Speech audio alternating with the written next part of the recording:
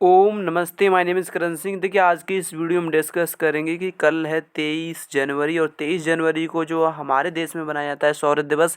देखिए, सौर्य दिवस क्यों मनाया जाता है, आज की इस वीडियो में चर्चा करेंगे। देखिए, कल की बात की तो कल सौर्य दिवस है, क्योंकि कल है 23 जनवरी और 23 जनवरी को हमारे देश में प्रतिवर्ष सौर्य दिवस मनाया जाता है। सौर्य दिवस हमारे देश में सौर्य दिवस मनाने का मुख्य कारण हमारे जो नेताजी, भारत के महान क्रांतिकारी और महान नेता नेताजी सुभाष चंद्र बोस जी का जन्म जो है 23 जनवरी को हुआ था। इसी कारण से उनके जन्म दिवस को सौर्य दिवस के रूप में मनाया जाता है। और जैसे कि आपको पता है, कल जो नेताजी का 125वां जन्म दिवस है, कल हमारे देश में नेताजी का 125वां जन्म दिवस मनाया जाएगा। और इसी मौके पर हमारे जो है इंडिया गेट के पास नेताजी का एक होलोग्राम मूर्ति स्थापित की जाएगी। अभी जो हमारी नेताजी की मूर्ति बनी नहीं है। देखिए, होलोग्राम मूर्ति क्या होती है? होलोग्राम मूर्ति वह मूर्ति होती है जिसमें जो है वहाँ पे मूर्ति नहीं रहेगी, लेकिन वहाँ पे जो लाइट की सहायता से, या आप ऐसे कह सकते हैं, वहाँ पे रिफ्लेक्शन, लाइट का ऐसा रिफ्लेक्शन बनाया जाएगा कि वहाँ पे आपको लगे कि मूर्ति है, बट वो मूर्ति नहीं होगी। और जैसे ही हमारे जो नेताजी की मूर्ति है वो 25 फीट ऊंची मूर्ति बन के तैयार हो जाएगी, वहाँ वहाँ पे लग जाएगी।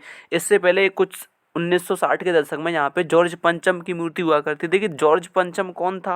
इस वो देखिए इंग्लैंड का जो फिफ्थ राजा था, इसको जॉर्ज फिफ्थ या जॉर्ज पंचम नाम से जाना जाता है। उसके स्थान पर जो हमारे देश के महान क्रांतिकारी नेताजी सुभाष चंद्र बोस की जो मूर्ति स्थापित हो जाएगी। देखिए, नेताजी सुभाष चंद्र बोस के बारे में जानेंगे, उनके जीवन के बारे में जानेंगे आज के इस वीडियो में। देखिए, हमारे देश के प्रधानमंत्री ने यहाँ पे जो है कल ट्वीट किया था, इन्होंने बताया था कि till the grand statue of Netaji boss is completed. इन्होंने कहा था कि जब तक जो हमारे नेताजी का जो स्टैचू है, यानी कि जो प्रतिमा है, जब तक कंप्लीट नहीं हो जाती, जब तक a hologram statue of this would be present at the same place I will, ठीक है ना। इन्होंने कहा कि जब तक जो हमारे नेताजी का स्टैचू तैयार नहीं हो जाता, जब तक जो वहाँ पे एक होलोग्राम मूर्ति लगाई जाएगी। और इसका जो अनावरण 23 जनवरी को नेताजी सुभाष चंद्र की बर्थ एनिवर्सरी, जो कि 125वीं, कल जो है नेताजी सुभाष चंद्र बोस का 125वां जन्म दिवस है। और इसी मौके पर जो है वहाँ पे हमारे प्रधानमंत्री द्वारा कल इनकी मूर्ति का अनावरण किया जाएगा, जो कि एक होलोग्राम होगा। और जैसे हमारी नेताजी की 25 फीट ऊंची मूर्ति बन के तैयार हो जाएगी, वो वहाँ पे लग जाएगी। देखिए, बात की तो इनकी मूर्ति कहाँ पे लगेगी? इनकी मूर्ति लगेगी यहाँ पे, और ये इनका होलोग्राम इमेज भी दे रखा है।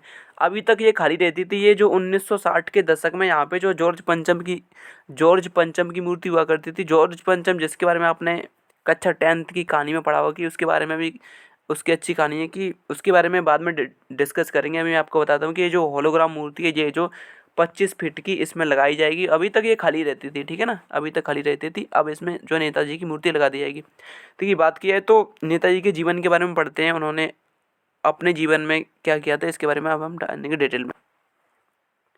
देखिए, नेताजी सुभाष चंद्र बोस जी का जन्म जो 23 जनवरी को हुआ था, इनका जन्म 23 जनवरी 1897 को ओडिशा के बंगाल डिवीजन के कटक नामक स्थान पे हुआ था। देखिए, इनका जो जन्म जो 23 जनवरी 1897 को उड़ीसा के कटक नामक स्थान पे हुआ था। इनके पिता का नाम जो जानकीनाथ बोस था और इनकी माता का नाम प्रभावती था। देखिए, सुभाष चंद्र बोस के पिता एक जो वकील थे, पेशे से वकील थे। इनकी माता जो गृहिणी थी, यानी कि घर के काम किया करते थे। नेताजी की प्रारंभिक पढ़ाई उनके जो गांव से ही हुई। इसके बाद इन्होंने जो है, देखिए, इनकी जो प्रारंभिक पढ़ाई थी वो इनके गांव से ही हुई। इसके बाद उनकी जो शिक्षा हुई थी वो कोलकाता के प्रेसिडेंसी कॉलेज और स्कॉटिश चर्च में हुई थी। इसके बाद जो प्रशासनिक सेवा, यानी कि देखिए, उन्होंने जो है कोलकाता कोलकाता से बीए की उपाधि प्राप्त की थी। उन्होंने बीए किया था कोलकाता से। और इसके बाद क्या हुआ था कि इसके बाद जो है, जिस प्रकार से अभी हमारे देश में होता है आईएएस, इंडियन एडमिनिस्ट्रेटिव सर्विस, इसी प्रकार से पहले हुआ करता था इंडियन सिविल सर्विसेज, ठीक है ना। इसको भी हम अभी भी आईसीएस कहते हैं, इंडियन सिविल सर्विसेज। तो हमारे देश में सबसे बड़ी जो अभी भी यही है जॉब, और पहले भी यही थी, आईसीएस। तो सुभाष चंद्र बोस जी आईसीएस की तैयारी करने, यानी कि इंडियन सिविल सर्विसेज की तैयारी करने के लिए इंग्लैंड चले गए। और इंग्लैंड इन्होंने जो वहाँ पे कैम्ब्रिज यूनिवर्सिटी, आपने भी इसके बारे में सुना हो, कैम्ब्रिज यूनिवर्सिटी काफ़ी ज़्यादा फेमस यूनिवर्सिटी, कैम्ब्रिज यूनिवर्सिटी में उन्होंने 1920 में पढ़ाई की। और इसके बाद उन्होंने काफ़ी अपनी मेहनत और लगन से 1920 में वहाँ पे जा कर के जो इंडियन एडमिनिस्ट्रेटिव सर्विस है, या जिसको इंडियन सिविल सर्विसेज है, ठीक है, जिसको हम अभी डीएम एसडीएम कहते हैं ना भैया, आईएएस कहते हैं, 1920 में इन्होंने ये पास की। अपनी काफ़ी ज़्यादा मेहनत से इन्होंने इस परीक्षा को पास किया था। न केवल पास किया था, बल्कि काफ़ी ज़्यादा अच्छे स्कोर से पास किया था। और कुछ समय पश्चात इन्होंने उस नौकरी को छोड़ दिया जो कि इन्होंने काफ़ी ज़्यादा मेहनत करके प्राप्त की, तो जो कि काफ़ी ज़्यादा बड़ी नौकरी थी। ये चाहते तो अपनी नौकरी में एक जीवन बिता सकते थे, लेकिन नहीं, इन्होंने अपने देश के लिए कुछ किया और डेफिनेटली इन्होंने जो अपनी नौकरी छोड़ दी और आज़ादी के स्वतंत्रता संग्राम आंदोलन में हिस्सा लेते रहे और जुड़ गए। और देखिए इनकी बात करें तो ये जो है स्वामी विवेकानंद और रामकृष्ण की शिक्षाओं से काफ़ी ज़्यादा प्रभावित थे। इसी के बाद जो है भारत वापस आ गए। भारत वापस आने के बाद इन्होंने जो है गांधी द्वारा चलाए चलाए जा रहे आंदोलन में बढ़ चढ़ के भाग लिया और इन्होंने काफ़ी बार जेल जाने को मिला।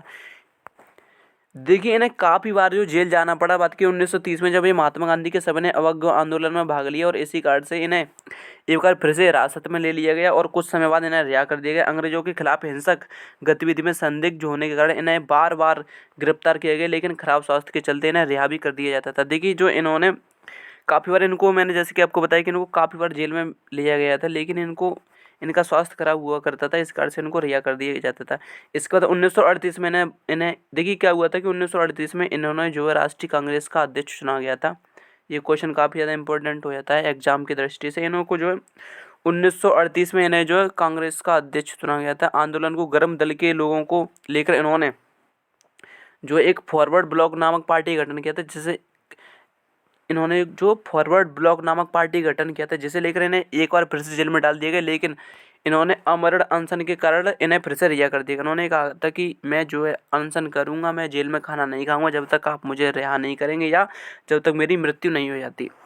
और बात की इसके बाद जो है इन्हें फिर से रिहा कर दिया गया जेल में। फिर उसके बाद इस मौके का फ़ायदा उठाते हुए 26 जनवरी 1941 को ये काबुल के रास्ते मॉस्को चले गए। मॉस्को जाने के बाद इन्होंने जो वहाँ पे जर्मन पहुँच गए, मॉस्को से जर्मन पहुँच गए और वहाँ इन्होंने जनवरी 1942 में आज़ाद हिंद रेडियो से कई भाषाओं को नियमित रूप से प्रसारण शुरू कर दिया और ये जो है रेडियो की सहायता से अपने भारत में चल रहे आंदोलन की समीक्षा किया करते थे। और इसी कारण से इन्होंने जो देश के युवा हैं, जो देश के लोग थे, उन्होंने काफ़ी ज़्यादा इन्होंने अपने जोश भरे हुए नारे लगाए। इनका एक मुख्य नारा था कि तुम मुझे खून दो मैं तुम्हें आज़ादी दूंगा, जय हिंद नाम से इन्होंने काफ़ी ज़्यादा युवा में जोश भरा।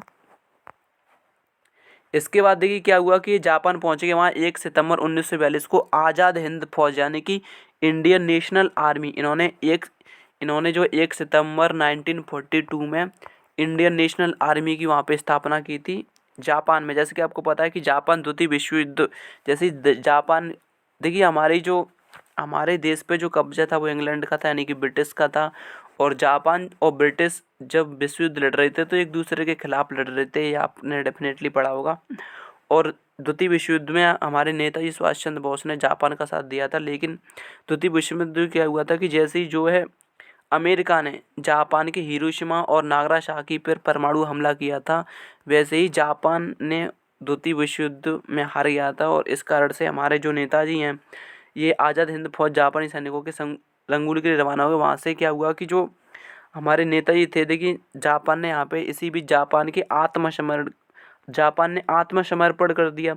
और जापान की आत्मसमर्पण के बाद हमारे नेताजी जो थे वो दक्षिण पूर्व एशिया जा रहे थे। वहीं एक विमान दुर्घटना में इनकी 18 अगस्त 1945 को मृत्यु हो गई, लेकिन शहीद हो गए। लेकिन ये जो डाटा कभी कभी गलत भी माना जाता है, क्योंकि ऐसा माना जाता है कि इनका निधन नहीं हुआ था, ये शहीद नहीं हुए थे, बल्कि इनको जो है इंग्लैंड की या ब्रिटिश की सरकार इन्हें काफ़ी समय से ढूंढ रही थी और इस कारण से इन्हें जो नज़रबंद कर दिए गए थे। लेकिन अभी तक इनकी यह पता नहीं चल पाया कि इनकी जो शहीद हुए थे वो डेट क्या है। लेकिन जापान में इनकी जो 18 अगस्त है इसको ही वो शहीद दिवस के रूप में मनाते हैं। जापान में इनको काफ़ी ज़्यादा इनकी चर्चा रहती है, इनकी मूर्ति भी जापान में काफ़ी है। तो कल जो इनका 125वां जन्म दिवस मनाया जाएगा। इस मौके पर जैसे मैंने आपको बताया कि इनका जो है एक इंडिया गेट के पास इनकी 25 फीट ऊंची प्रतिमा स्थापित की जाएगी। इसी कारण से देखिए क्या क्या होता है कि इन्होंने देश को आज़ाद कराने में काफ़ी ज़्यादा भूमिका निभाई थी और इसी कारण से इनकी अब जो मूर्ति स्थापित की जाएगी। आई होप आपको इस वीडियो में कुछ नया सीखने को मिला होगा।